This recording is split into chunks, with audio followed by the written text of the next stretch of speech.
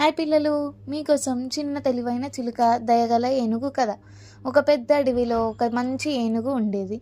అది ఎప్పుడూ చిన్న జంతువులకి సహాయం చేసేది. అదే అడవిలో ఒక రంగురంగుల చిలుక కూడా ఉండేది. చిలుక చాలా తెలివిగా ఉండేది, కానీ కొంచెం అల్లరి కూడా చేసేది. ఒకరోజు భారీగా వర్షం వచ్చింది. గాలి బలంగా వీచింది. చెట్లు కదిలాయి. చిలుక గూడు ఉన్న కొమ్మ కూడా విరిగింది.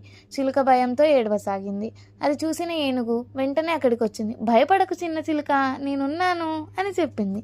ఏనుగు తన తొండంతో పెద్ద పెద్ద ఆకులు తెచ్చి బలమైన చెట్టు దగ్గర కొత్త గూడు కట్టడానికి సహాయం చేసింది.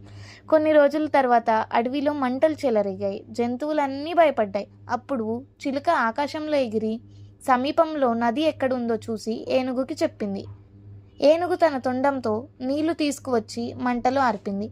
అందరూ రక్షించబడ్డారు. ఈ రోజు నుండి ఏనుగ చిలుక మంచి స్నేహితులయ్యారు. ఈ కథ నీతి ఏంటో తెలుసా? దయ మరియు స్నేహం ఎప్పుడూ ఫలితాన్ని ఇస్తాయి. చిన్నవాళ్ళైనా తెలివితో పెద్ద పని చేయగలిగారు. అంతే. Bye friends.